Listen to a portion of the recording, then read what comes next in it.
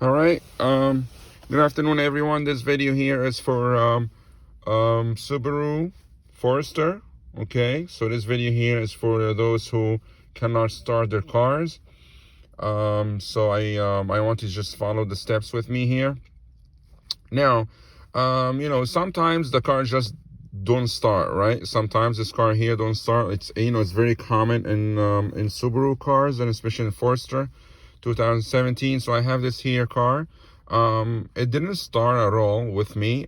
First I thought the battery wasn't good, so then I replaced the battery, and then after I replaced the battery, it's still the same problem. The car wouldn't start.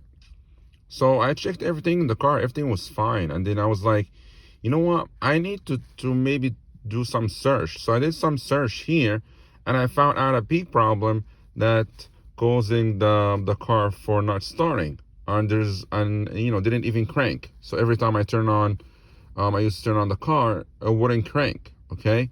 So now I'm gonna show you what is the secret here behind the car not starting. Okay. So I changed the battery. I did everything I could, possibly could do for the car, and the car didn't start. Okay, so I decided before I send the car to the dealership, okay, and I pay a lot of money. I pay like $100 to take it there, and then $200 for diagnostics and all that stuff. So I saved all this money by just looking at the car in more details. So I'm gonna show you guys what I did. Okay, let's bear with me here. So I did the search here, and then I said to myself, you know what, let me look at the fuse box. Maybe something wrong in the fuse box. So I searched. I was like, let me see. I don't even know what are those fuses for, right? But that's a good question. So what I did here, I pulled this fuse box here. If you pull this out here, this piece right here, it would tell you every single thing you need to know. You see right here, it says 10A start. Okay, so this is, I already knew that this is the fuse for start the car, because the car wouldn't start.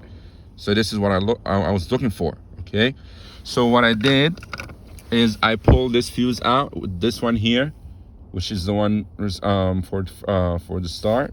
Okay, and then this is what I pulled out. See this guy right here.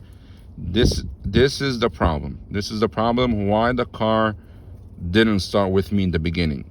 It took me about 2 weeks to figure this out. I wanted to figure this out before I spent about $400 taking this car to the dealership, including towing and all that stuff.